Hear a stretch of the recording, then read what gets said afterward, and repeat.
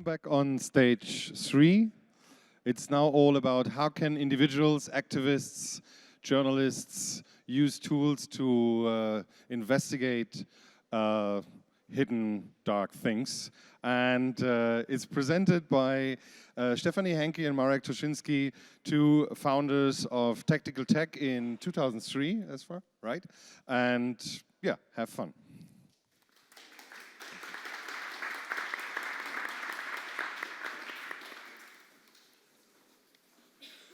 Good morning. I'm just testing the microphone. Can you hear me? No. Can you hear me now? Is that better now? It's kind of... Do you understand my accent? It's Polish. It's horrible. And Stephanie is British, and it's going to be even worse in a second.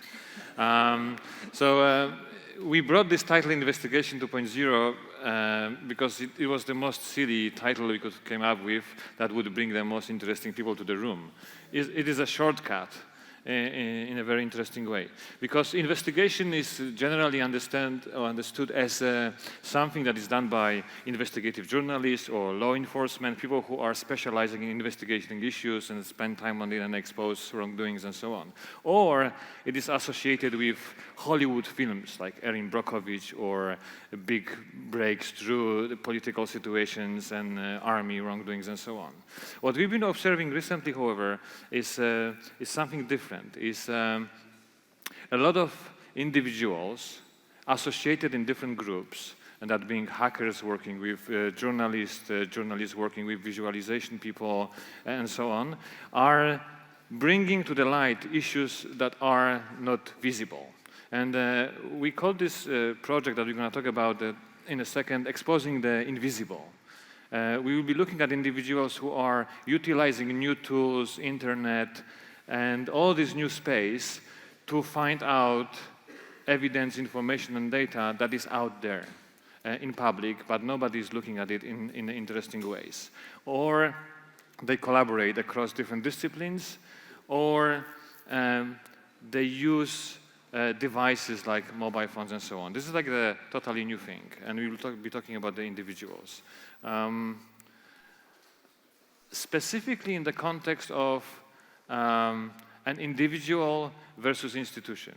We will be looking at issues that are supposed to be investigated and looked at by governmental institutions or non-governmental institutions or other that were created with this purpose of letting a light into issues that are vital and crucial for general public or activists or individuals.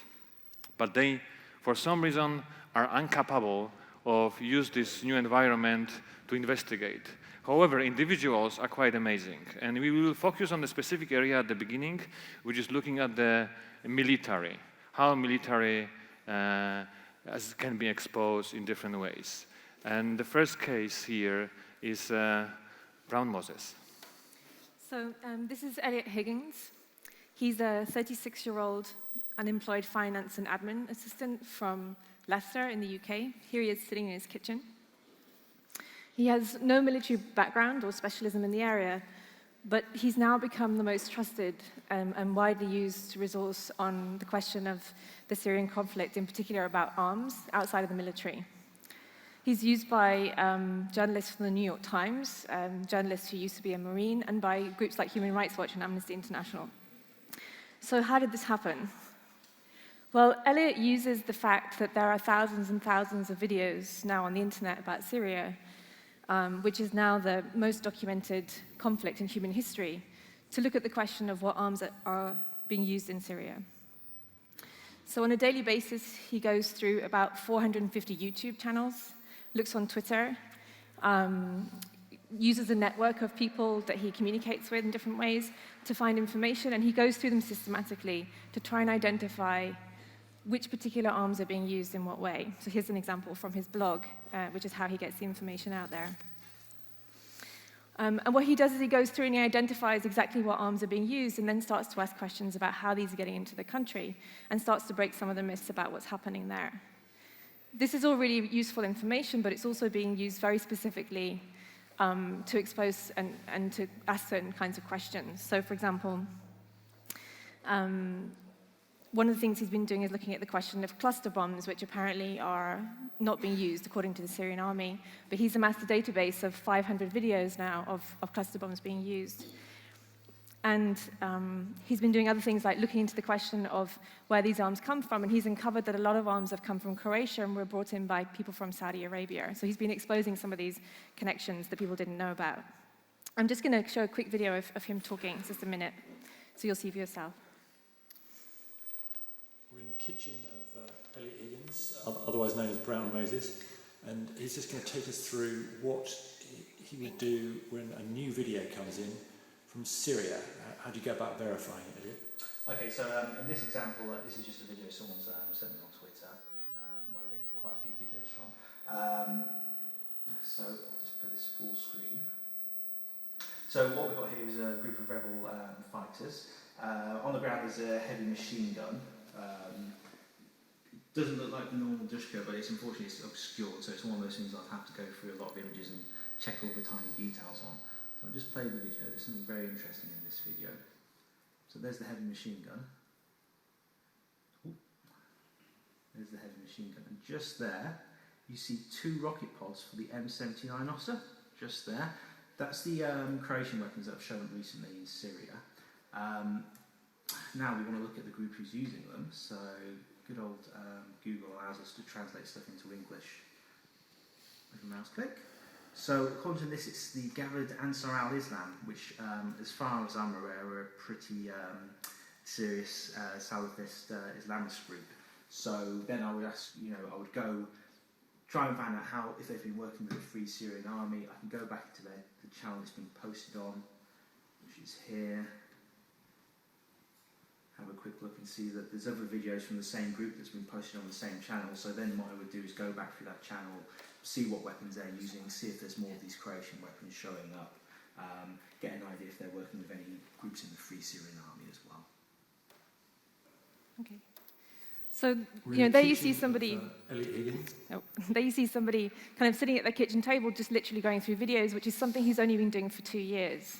He had no specialism before that. And what's fascinating about what Eliot's doing is it's in the analysis of the aggregate that this really works. Is that me, or is this sound? Okay, it's not just me up here, good. So there's a question of the analysis of the aggregate data, going through thousands and thousands of videos on a weekly basis is giving him this kind of knowledge. And it's also the quality of the work he's doing. He's actually cross-referencing and checking this and making sure that the information he's putting out is authentic. And this is really important in a domain that's normally closed, that we know very little about, and that there is very little analysis of outside of the military. Okay. So this is Trevor Paglen. He's quite a different character. He's an artist and a geographer from America. He's most known for his analysis of CIA rendition flights around how people got to Guantanamo Bay. And he works with investigative journalists with the principle that anything that happens in the real world leaves a trace somewhere, somehow. And that's how he uncovers these stories. Like Brown Moses, he's looking in unusual places. I'm not sure if that sound is just here, but now I see some reactions from the audience, kind of like, maybe it's because of what we're talking about. Yeah. It's like, it's something about the subject. Okay, I'll persevere, but maybe you can wave at me if it's getting worse. So like Brown Moses, he's not only looking in unusual places, but he's also using networks to find information. So this project in particular, called Symbologies, he's looking over 8 years, he collected 750 patches worn by military personnel who were on classified missions.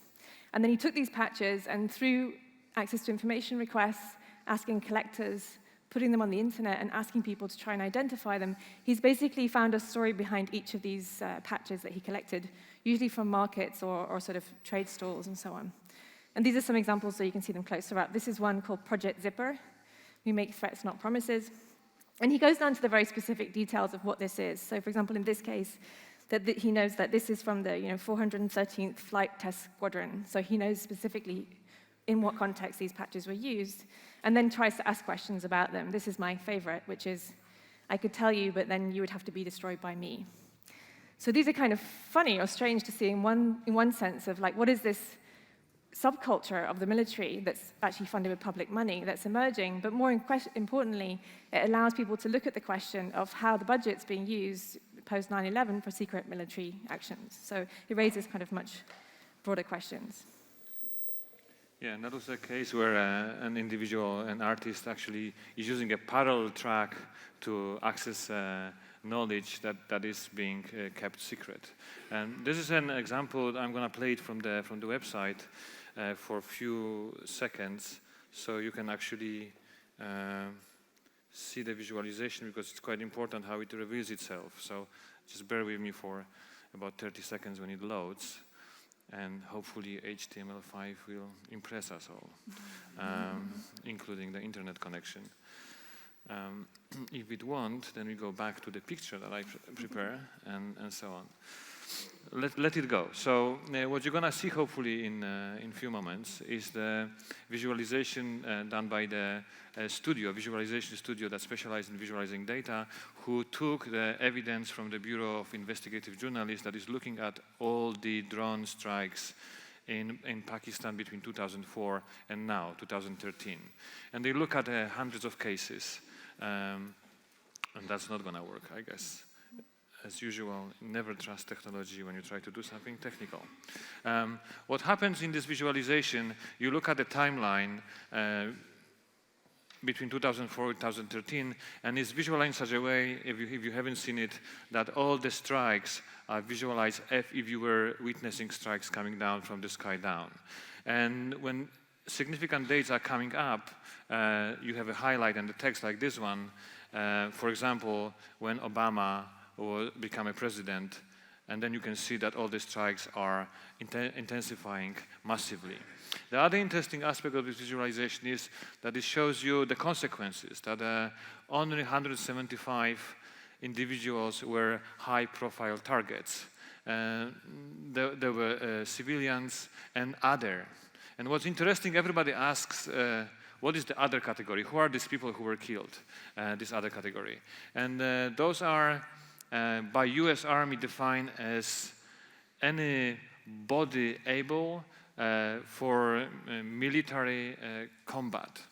So it may be me, it may be a neighbor who've been killed, and because he's a male that is built healthy, it's being classified as a military target. So in their report, it looks like it's super precise weapon. What the visualization is showing you actually is extremely unprecise. And when you also go to the victims, I give you the go now because we got the cable. And the cable usually means internet. So let's just see a little bit of it. I already told you the rest.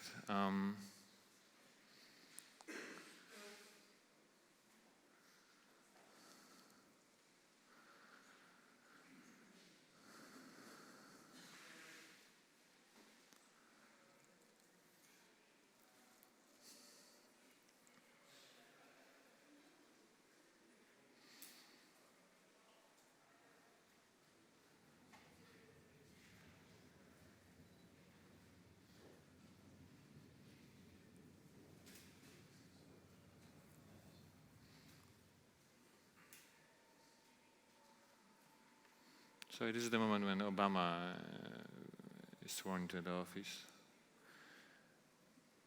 And so on. The rest I explained. The thing is that you can look at this data also through the victims, and you can see per event who were the actual victims and what happened, what was the location, and so on. The thing here is that it is based mostly on Bureau of Investigative Journalism, but also on New American Foundation and to other sources. It's not from the Army sources, so it's all estimation. And the studio who visualized that, they took a very pragmatic approach. They visualize the lowest numbers, not the highest, not the middle numbers. Is that the immediate question there? Yes. High profile are the number of, there's a list of people that should be targeted. Those are the high profile.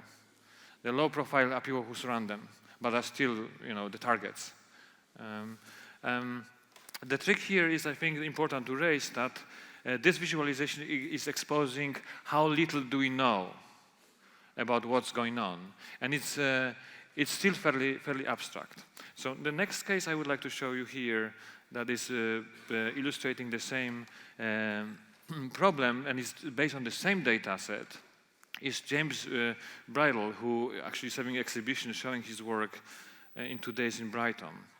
This is a project called Dronestagram, like Instagram, Dronestagram, where he took all the data about all the locations and looked for satellite views on Google Maps, Google Earth, and so on.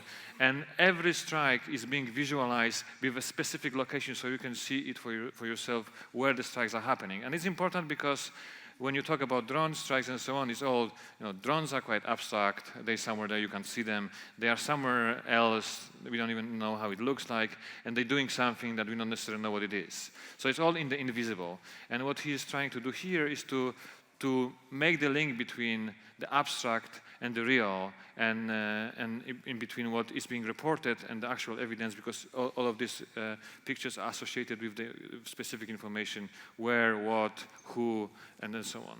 And the other projects he's doing is this, where he's doing Mark's shades of drones in cities. This is in London and in Istanbul, where he is trying to expose the public in the different environment to the problem of the reality of a drone. What if you were living in the shade of the drone?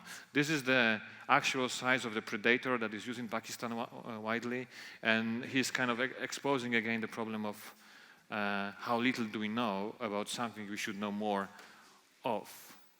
And I would like to close this set of issues that we're looking at that are exposing different military hidden processes and doings and so on with Bradley Manning that you know of. And I don't want to really bring the case here.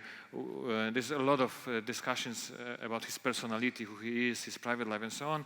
And it's not enough focus, in our opinion, on what he exposed. And just so you remember what that was, one of the leaks he brought was the video of a collateral murder, which is looking at American army killing a couple of Reuters reporters and a group of civilians. What he have done, he exposed a criminal wrongdoing of the American army that should have been investigated by the army. It wasn't, for different reasons. And I'm bringing this case only because some of this information that we talk about you can get from public, but some still has to be exposed by people who risk their life. He probably will be in prison for life.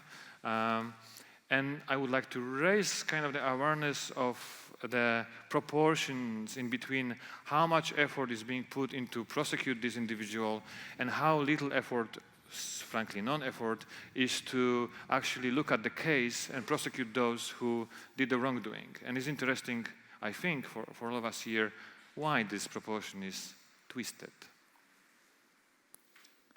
And that brings me to move from the subject of military, which is quite sad, to other subjects that we're trying to work on. And the project that we're working on is called Exposing the Invisible. And it's a project that is looking at different groups of people, hackers, activists, artists, looking at different hidden sectors. The military is one of them.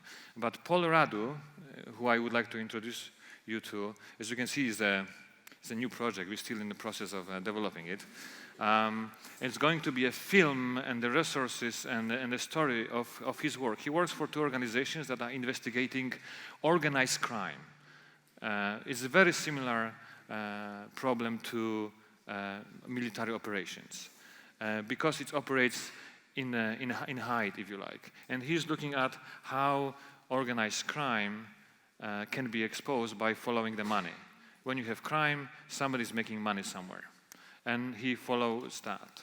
And there's a case here I would like to talk about, which is, you've heard about it? Anybody had the beef lasagna recently? Did you? So the whole case was very interesting because at first it was said that there was some Polish company, and so I got a bit nervous because I'm Polish, that brought this meat to the UK, and I was like, wow, they're eating horse, how horrible that is. But then there was some Romanian, etc., etc. But they, as investigators, they asked different questions. They weren't interested about the outreach, which meat is better to eat, and how you should actually slaughter animal to be able to eat it, and all these stories that were in the media. They were interested how it happened that we can track who put this food on the table of Europeans. And that's a very significant twist in the whole story. This is one of the visualizations that they look at because, hello to Dutch friends in the room.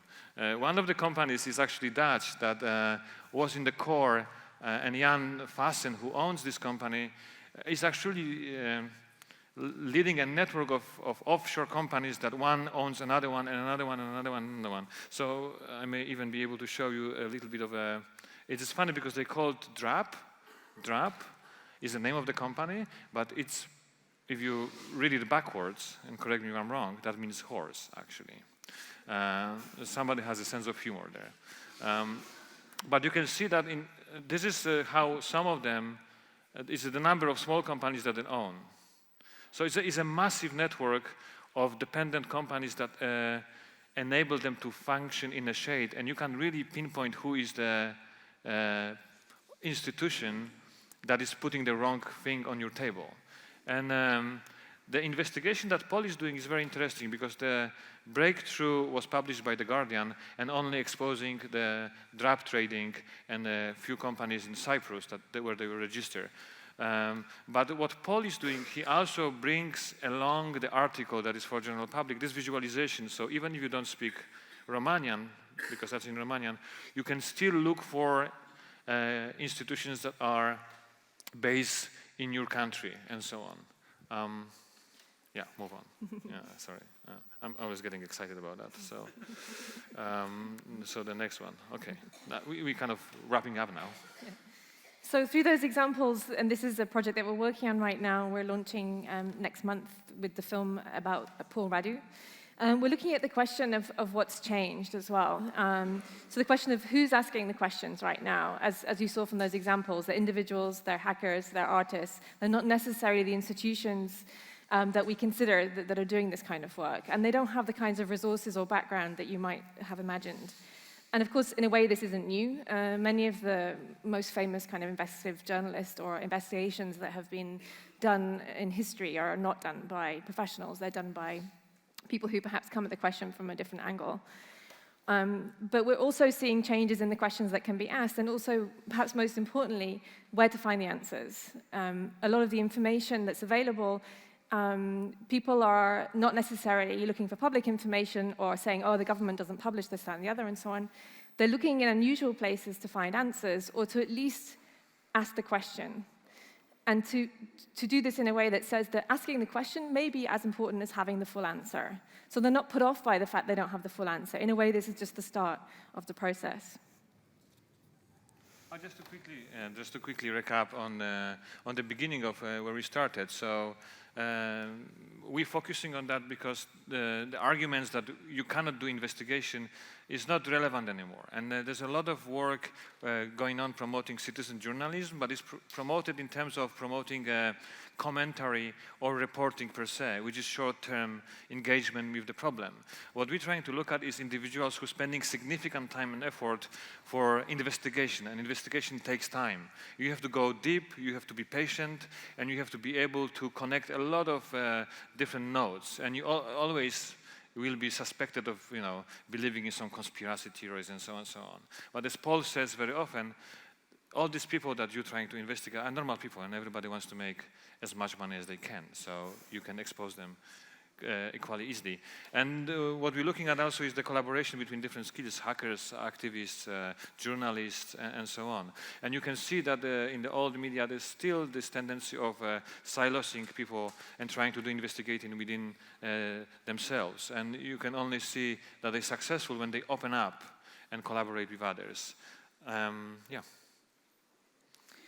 So yeah, some of the things that we'll be thinking about, and perhaps we can open up the questions to the audience as well, is for the last 5 or 10 minutes that we're here, is Is this surveillance in reverse that we're seeing? Is this a question of the amount of data and information that's out there in different forms being used differently by individuals? And in that case, will we see greater punishment of those who start to reuse this information to put together stories and to expose the invisible? And one of the questions we're thinking about, of course, increasingly is, will we see tighter controls on those who track this information or of the information itself as it becomes clear that it's being used? This is a very open space, and there's a lot of experimentation in this area right now. And one of the concerns we might have is that the initial euphoria about freedom of expression on the internet that was then quickly cracked down, you may start to see the same kinds of checks and balances in place when you think about people who collect this kind of information, especially if they're doing it in very different environments. Well, the last thing is, I think it's self-explanatory. I don't have anything to hide is the usual argument for this privacy, post-privacy, where you can do everything in open and so on. But if you try to understand how things are functioning, ask difficult questions and expose those who may not be happy with your exposures, then you have to ask yourself the question, would I be able to know if everything I do is out there and can be interpreted in different ways? And the problem is that when you're doing this kind of groundbreaking work, if you're targeted by somebody who wants to silence you, they won't silence you arguing with you in terms of the quality of your information. They will target you because you have different sexual orientation, because your taxes are suspicious, like with Ai Weiwei, and so on and so on. They will try to undermine you as a person. And if you live in an open, you have to do it consciously. We're not saying we shouldn't do it consciously. Mm-hmm. That's it. Yeah, So we have 5 minutes. So we're organizing a camp, evidence and influence. You may have a look at. And also, we have this project, Me and My Shadow, that we run a workshop later on, and look at our website, etc. Questions, please. Tomorrow we're running a workshop on Me and My Shadow, which is looking at digital traces, tomorrow afternoon.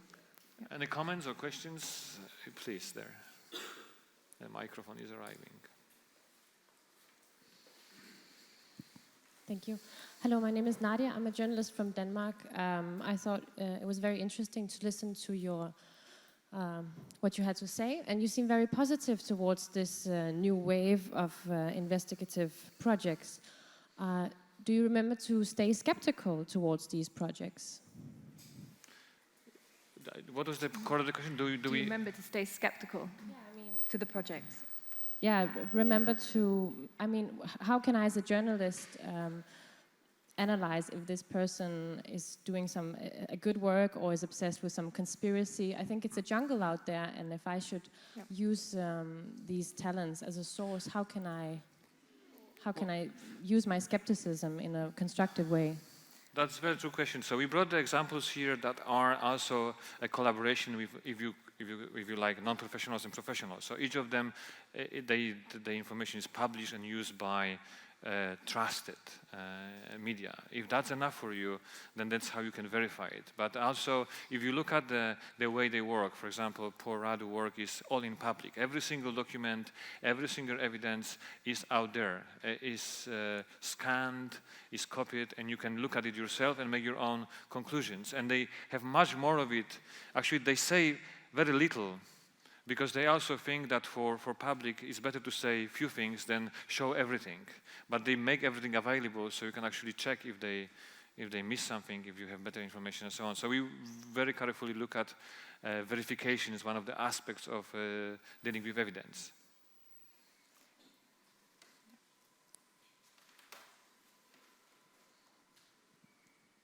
God, last year we made everybody laugh when we were talking about visuals, and this is like silent room. Are you thinking about your next investigation?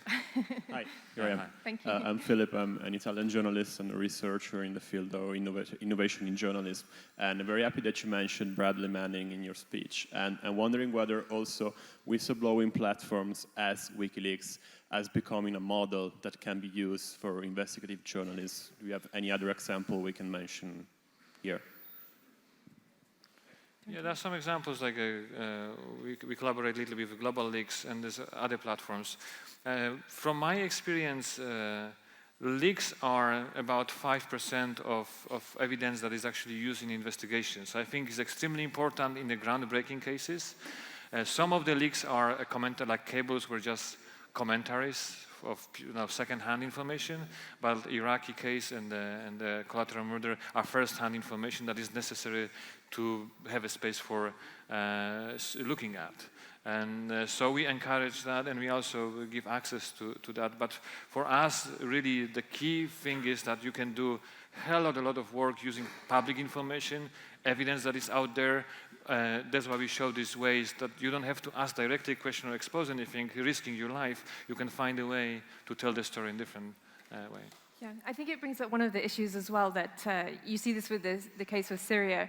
The problem anymore is not necessarily the access to information, but the massive information. One of the problems we find with different NGOs and activists is that they can't literally go through all those thousands of hours of footage, or they can't go through the massive leaks. So I think one of the challenges will be not just getting the information out there anymore, but also the analysis and the understanding of what it is that we're looking at and whether it makes any difference. Yeah. Yeah. We don't have any more time, but we are here if you want to talk to us. If you want to talk about conspiracy things, talk to me. If you want to talk about like a proper background stuff, and to talk to Stephanie. She's reasonable. Yeah. Thank you.